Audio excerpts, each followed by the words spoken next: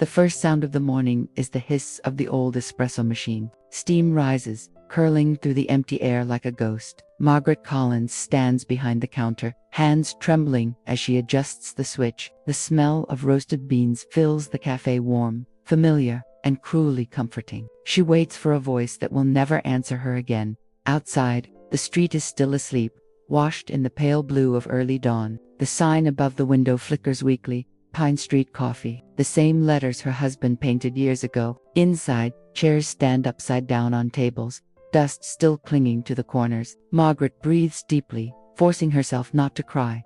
This is her first morning alone in the cafe since the funeral. Every sound echoes louder, the drip of the faucet, the click of her shoes on tile. The place feels both sacred and broken, like a church left without believers. She touches the counter as if it could speak back. Her reflection in the coffee machine startles her, a tired woman with eyes that don't recognize themselves. She wipes a tear before it can fall, determined not to start the day in weakness. But the silence feels heavy, pressing against her chest. A single envelope sits on the counter, unopened since the lawyer handed it to her last week. It's from the bank, another reminder that time and bills don't grieve. She turns it over, but doesn't open it. Not yet. She still needs to breathe first. Margaret unlocks the front door. The bell jingles, the same soft sound that once meant joy. She closes her eyes, remembering laughter, music, her husband's hand brushing hers as he passed her a cup. The echo fades into the emptiness. Okay, she whispers to no one. Let's try again. And with that, she steps behind the counter, pretending she still remembers how to begin. The morning light slips through the blinds, painting thin stripes across the wooden floor. Margaret wipes the counter, her movements slow and automatic. Every corner of the cafe holds a memory, every stain, every scratch, a story of the life they built here together. As she lifts an old sugar jar, a photo slips out from under the glass countertop. It's faded and curled. Taken years ago, she and William standing in front of the cafe as grand opening sign. Both smiling, younger, unstoppable. The sight punches the air from her chest. She leans against the counter, remembering that day, the smell of cinnamon rolls, the crowd of neighbors, the way William kissed her forehead and said, "This is our dream, Maggie." Her throat tightens. The word "our" feels heavier now, belonging to another lifetime. The cafe used to hum with life, the chatter of regulars, the jazz from the old radio, the laughter that spilled into the street. Now it's just the hum of the refrigerator and the faint ticking of the wall clock. Even the air feels different, too still. She finds herself talking aloud, telling him what she did this morning, how the coffee tastes, how she's trying to fix the place. Her own voice fills the silence like a fragile bridge between worlds. It almost feels like he's still listening. On the counter, a small pile of unopened mail waits, invoices, tax reminders, and something from the utility company. She sighs, her resolve weakening. For a moment, she wonders if she's keeping this place alive for love, or for fear of letting him go. But then, she catches sight of the photo again. His smile seems to say, "Keep going," and so she does, one slow breath at a time.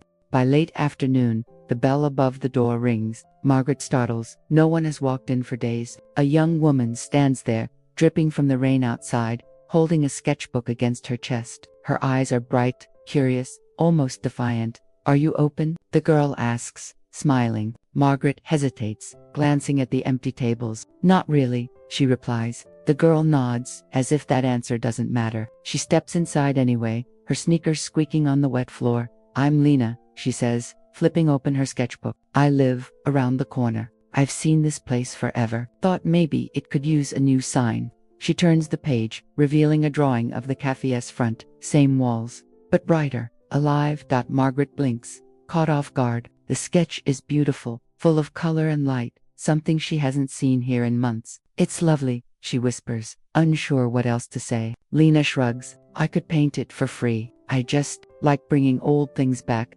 The offer feels strange, almost intrusive. Yet something about Lena's presence feels like oxygen, unexpected but needed. Margaret nods slowly. "Maybe, we'll see." It's the closest she's come to saying yes to anything new. Lena grins, closing her sketchbook. "You will," she says confidently, and leaves as suddenly as she came. The bell rings again, echoing like a promise. Margaret watches her go, realizing the cafe doesn't feel quite as empty as before. The storm that night is relentless. Rain beats against the windows, and the old cafe groans with every gust of wind. Margaret tries to fix a flickering light near the counter when the power cuts out entirely. The room plunges into darkness. She fumbles for a flashlight and heads toward the back, where the fuse box is. The basement door creaks open, the air below cold and heavy with dust. Her shoes echo on the wooden steps as she descends, each creak sounding like a warning. The beam of light glides across shelves of old supplies, stacked boxes, and coffee bags long expired. As she reaches for the breaker, something catches her eye.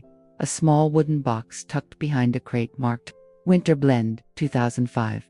Curiosity overrides fear. She pulls the box out, brushing away cobwebs. Inside, neatly folded letters tied with twine, and a single envelope marked to Margaret. Beneath them, a document with her husband's name, William Collins, and a date from months before he died. Her heart races. The paper mentions sale of property, and the signature looks unmistakably his. "What were you doing, Will?" she whispers, her voice trembling. "The cafe, the land, had he already sold them?" Lightning flashes through the basement window, illuminating her tear-streaked face. The power returns, but the light feels colder now. Margaret holds the box close, as if it might explain the silence that's been haunting her. Above her, the storm rages on, but inside, another kind of storm begins. Margaret can't sleep. The letters sit on her kitchen table, the edges damp from her shaking hands. She keeps rereading the same line on the document, the part that confirms William's intent to sell the cafe. Each time, her chest tightens a little more. By sunrise, her thoughts are tangled between betrayal and sorrow. Did he plan to leave her behind with debts? Or was it desperation, an act of love gone wrong? Every possible answer hurts in a different way. She makes coffee, though it tastes like ash. The familiar scent, once comforting, now feels like a lie. How many mornings had he sat beside her, hiding this truth behind a smile? She feels foolish, blind to what was right before her eyes. The cafe downstairs waits in silence. She walks through it, touching the tables, the walls, the counter. "What did you do, Will?" she murmurs. The walls, of course, don't answer, but the question lingers in the air like smoke. For the first time, she wonders if keeping the cafe open is worth the pain. Maybe it's better to let go, to start over somewhere else. Yet, the thought of leaving feels like betraying him all over again. She takes the envelope labeled to Margaret, hesitating before opening it. Her hands shake, but she can't, not yet. Not until she's ready to hear what he left unsaid. Outside, the morning sun cuts through the rain clouds, spilling light across the dusty tables. Margaret stands there, caught between endings and beginnings, not knowing yet which one this is. Margaret sits in the waiting room of a small law office downtown, the scent of paper and old coffee thick in the air. Her palms sweat as she stares at the framed diplomas on the wall, every tick of the clock louder than the last. She hadn't been here since the day William passed. The receptionist calls her name gently, and she forces herself to stand, clutching the folder that holds the box's contents. The hallway feels narrow, lined with memories she never asked for. Mr. Larkin, their old lawyer, greets her with kind but weary eyes. He asks about her health, her days, her attempt to reopen the cafe. She answers politely, though her voice feels miles away from her heart. Finally, she places the document on his desk, her finger trembling over her husband's signature. "Did he sell it?" she asks, her voice a whisper, wrapped in fear. The lawyer exhales, leaning back in his chair. He looks at the paper for a long time before nodding slowly. "He didn't complete the sale," he explains, "but he was close. He wanted to protect you, Margaret. The cafe was in trouble, and he didn't want you burdened." His words land softly but cut deep, sharper than accusation. She stares at him, disbelief spreading across her face. "Protect me by hiding it." The lawyer's eyes soften with empathy. "Sometimes love tries to spare us from pain and ends up causing more." Margaret looks down, feeling her heart ache with both anger and understanding. William's silence had not been betrayal, it had been fear. When she steps outside, the air is cold, almost cleansing. She walks without direction, the city alive with noise and movement that contrasts her stillness. A buffer plays an old guitar nearby, singing about lost chances and second beginnings. The lyrics wrap around her like a whisper she's not ready to hear. As she passes a bakery, the smell of fresh bread triggers a memory. William laughing, flour on his face, saying they'd always make something from nothing. She closes her eyes, tears threatening but not falling. Maybe she hasn't lost everything yet. Maybe some things can still be made new. She turns toward Pine Street, clutching her coat tighter, a fragile but certain thought taking shape. She will open the cafe again, not for what was, but for what could still be. The next morning, the bell above the cafe door rings for the first time in weeks. Margaret looks up from wiping the counter, startled. It's Mrs. Fields, the retired school teacher who used to read poetry to children by the window. She smiles shyly, holding a basket of muffins. "For your reopening," she says softly, and places it on the counter like an offering of faith. Word spreads faster than Margaret expects. Within hours, familiar faces appear: the mailman who always ordered black coffee, the young musician who once played guitar in the corner, the nurse who came after night shifts. Each brings not just orders, but stories. They talk about birthdays, first dates, job interviews, all moments that happened within these walls. Every voice adds warmth where there was once silence. Margaret listens more than she speaks. For the first time, she realizes the cafe was never just hers and William's. It belonged to everyone who ever found comfort here. Each story is a thread, weaving back the fabric of what she thought was lost. Her heart swells with gratitude she didn't know she still had. Lena returns too, carrying brushes and cans of paint. She sets up a ladder outside and begins tracing new letters on the old wooden sign. Her strokes are bold, steady, filled with life. Margaret watches through the window, a small smile forming. For a moment, the sound of the brush against wood feels like a heartbeat returning. By evening, laughter fills the air again. The smell of coffee mingles with cinnamon and sugar, drifting out into the street. The cafe glows in the golden light of sunset, alive in a way Margaret thought impossible just days ago. But beneath the warmth, the box of letters still waits upstairs, whispering truths she hasn't faced yet. As she locks the door that night, she lingers at the window. Outside, the new sign gleams under the street lamp, half-painted but hopeful. She whispers, "Tomorrow, I'll read them tomorrow." And for the first time in months, she sleeps without fear. 2 days later, the sky turns gray without warning. A heavy wind sweeps down Pine Street, rattling windows and bending trees. Inside the cafe, Margaret wipes tables as thunder rolls in the distance. She's mid-laugh with Lena when the lights flicker, then go out entirely. Rain pounds the roof with sudden violence. "Basement again?" Lena asks, grabbing a flashlight. Margaret nods, already moving, but before she reaches the back, a loud crack echoes overhead. Water begins dripping from the ceiling, then pouring. She rushes to cover the espresso machine as a section of the roof gives way, sending plaster and rain cascading onto the counter. The cafe that had just begun to breathe is gasping again. Margaret falls to her knees, water soaking through her clothes, her hands pressed to the ruined floor. "Not again," she whispers. All her strength, all her hope, washed away in seconds. Lena kneels beside her, hand on her shoulder. "We can fix it," she says firmly, though her voice trembles. By morning, the rain stops, leaving silence and destruction behind. Margaret stands amid the wreckage, staring at broken chairs and soggy books. The smell of damp wood fills the air. She feels empty, almost numb. The thought of rebuilding again feels impossible. The weight of every loss presses against her like the heavy air after a storm. But then, footsteps echo from the doorway. One by one, neighbors appear: the mailman, the teacher, the musician. They bring buckets, hammers, and determination. No one speaks of pity, only purpose. "You helped us all these years," Mrs. Fields says softly. "Now it's our turn." As they begin repairing the roof together, Margaret's heart cracks open wider than the ceiling had. Between hammer strikes and laughter, something new forms. Not the past restored, but a present rebuilt. The cafe, once a place of grief, becomes a place of shared healing. When dusk falls, and the final nail is driven, she looks around at the tired but smiling faces. "Thank you," she says quietly, voice shaking, and the echo that answers her feels like home.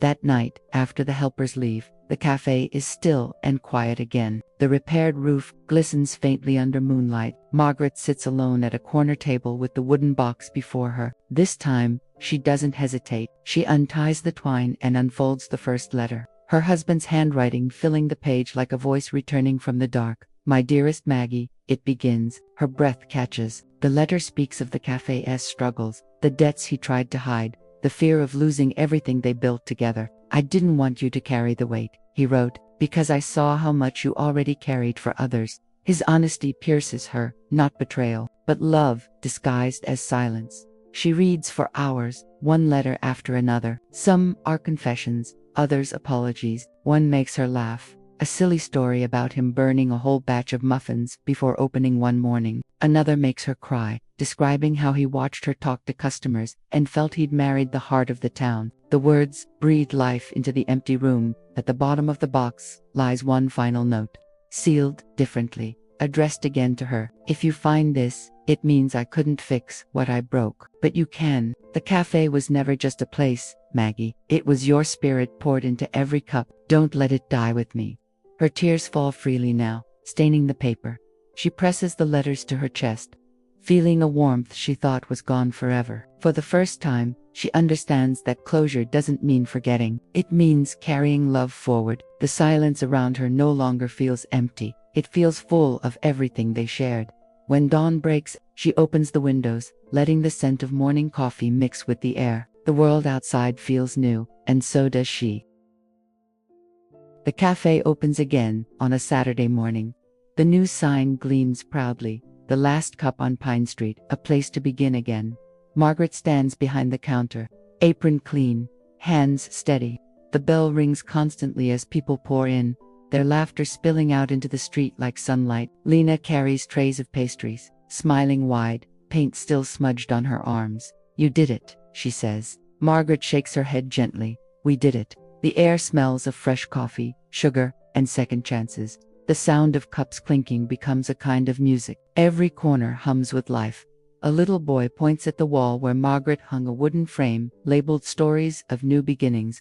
People have started writing their own restarts on slips of paper. Small dreams, lost loves, new hopes. The wall grows brighter with every note. Like a living heartbeat. Margaret moves through the crowd, thanking each customer, hugging those she once thought she'd never see again. Every smile she meets reflects back a piece of what she'd lost. Her grief doesn't disappear, but it transforms, softer, lighter, touched by meaning. Near closing time, she steps outside. The evening light glows gold on Pine Street, the sign shining above her like a quiet promise. She closes her eyes, inhaling deeply, feeling William beside her in the scent of roasted beans. You were right, she whispers. It was never just a cafe. Lena joins her on the steps, handing her a cup. To new beginnings, the girl says. Margaret smiles, tears in her eyes. They clink cups gently, a toast between generations. The cafe door swings open behind them, and the warm hum of life pours out into the cool night. For Margaret, it finally feels like morning again. Morning light spills through the cafe windows, soft and golden. The smell of freshly ground beans fills the air, mingled with laughter and the hum of conversation. Margaret moves behind the counter with a rhythm she hasn't felt in years. Every motion steady, purposeful. The air feels different now, not heavy, but alive. The grief that once shadowed the walls has softened into warmth. A new idea has taken shape on the back wall. A wooden frame labeled Stories of New Beginnings. Customers leave handwritten notes pinned beneath it. Dreams of forgiveness, courage, and second chances. The wall grows fuller every day, and Margaret reads each one like a prayer whispered between strangers. Every story reminds her that broken things can still carry beauty.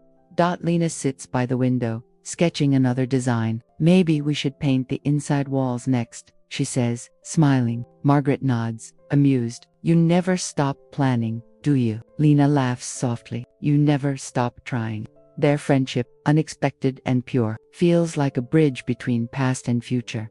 Outside, a soft drizzle begins, the kind that makes the whole street smell like earth and promise. Margaret watches people rush by, some stopping to glance through the glass. She wonders how many are carrying hidden battles, like hers once was. The thought makes her chest swell with quiet empathy. She takes a sip of coffee and closes her eyes, letting the warmth settle. For the first time, she feels William's presence, not as a wound, but as light, steady, and kind, guiding her forward. His letters no longer haunt her. They live within her. Each cup she serves feels like continuing his story. By evening, the cafe glows in amber tones, the chatter soft and sincere. The Stories of New Beginnings wall gleams with fresh papers. Some are joyful, some trembling with pain, but all brave. Margaret stands before them, deeply moved, realizing that people don't come just for coffee anymore. They come to feel seen. As she turns off the lights that night, she whispers, "We did it, Will." And though the cafe falls silent, it feels like the silence after a song, full, not empty, echoing with everything that still remains. A week later, a black car stops in front of the cafe. Margaret looks up from behind the counter as a tall man steps inside, brushing rain from his coat. He scans the room with a curious gaze before approaching her. "Mrs. Collins?" he asks. She nods cautiously. His tone is polite but weighted with something unsaid. He introduces himself as Richard Hale, the investor who once tried to buy the cafe from William. The name stings faintly, stirring unease in her chest. Richard explains he'd heard the place was open again and wanted to see it with his own eyes. "I expected something smaller," he admits, glancing around. "But this feels ... alive." Margaret studies him carefully. He's younger than she imagined, his voice calm but uncertain. He confesses that when William backed out of the sale, he was angry, thought it was foolish sentiment. Now, seeing this, he says quietly, "I understand." His words hang in the air like an unexpected kindness. They sit at a corner table as the cafe buzzes softly around them. Richard tells her he's still in real estate, but lately he's been looking for projects that matter. He proposes expanding Pine Street Coffee, not replacing it, but creating sister cafes inspired by its message of renewal. "The world could use more places like this," he says sincerely. Margaret listens, torn between gratitude and hesitation. The idea of growth feels thrilling, yet risky. The cafe has just begun to breathe again. Could she risk changing it so soon? She glances toward the Stories of New Beginnings wall, reading a note that says, "Don't fear the next chapter if you've learned from the last." The timing feels divine. "I'll think about it," she replies finally, smiling faintly. "But only if it means keeping this place exactly as it is, heart first, profit second."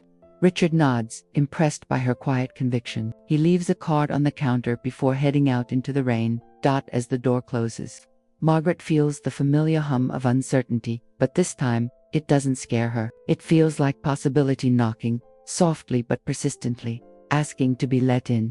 Days pass, and the question lingers in Margaret's mind, like a song she can't stop humming. She walks through the cafe, studying every corner, every photograph, every memory, sealed into the wood. Could this place grow without losing its soul? Could she trust herself to lead something bigger than grief? The thought both terrifies and excites her.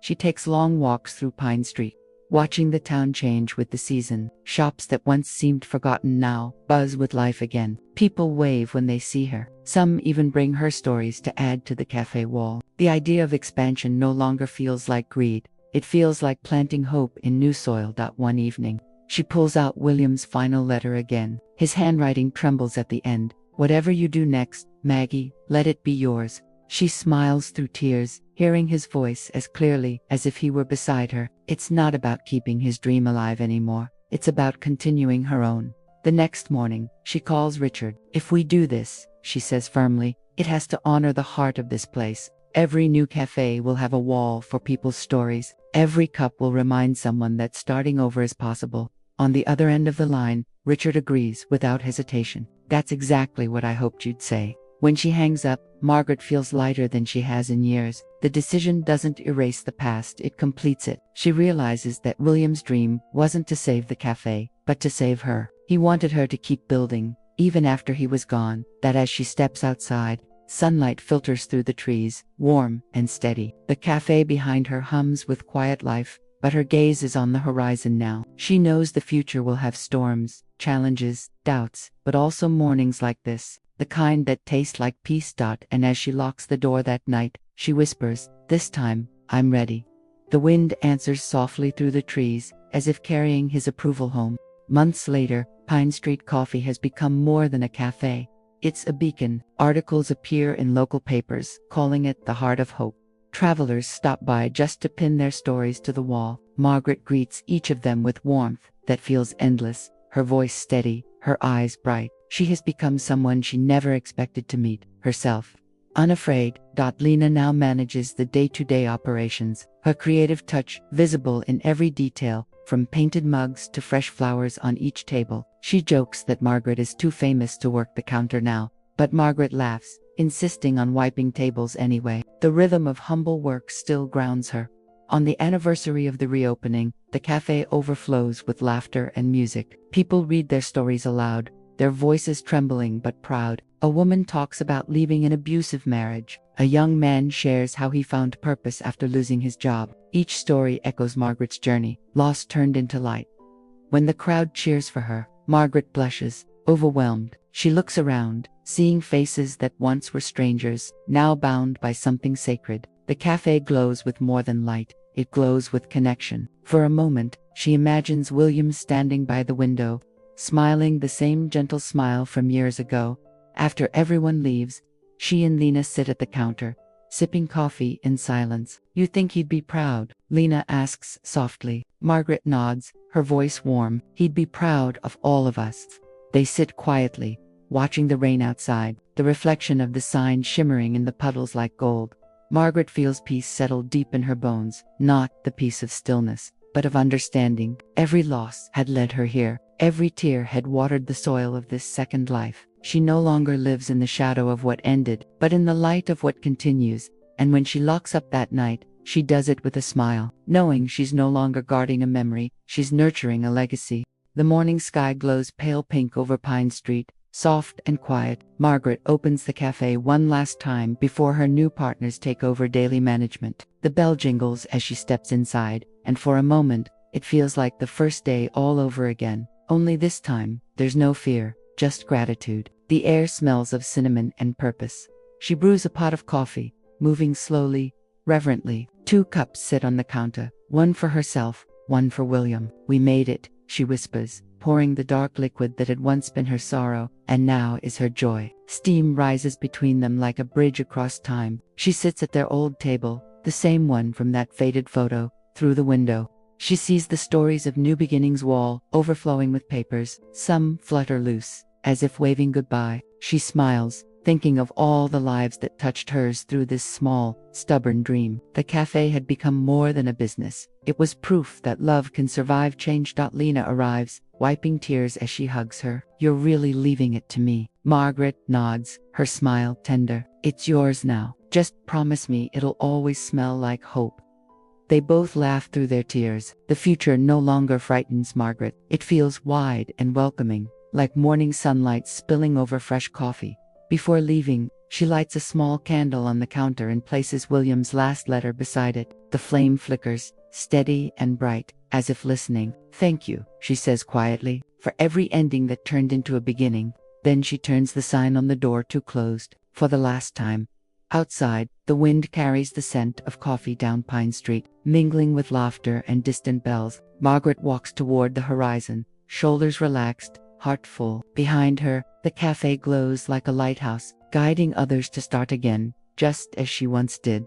And as she disappears into the soft morning light, the cup she left behind still steams gently, whispering the same truth she finally learned. Every ending is just another way of saying begin.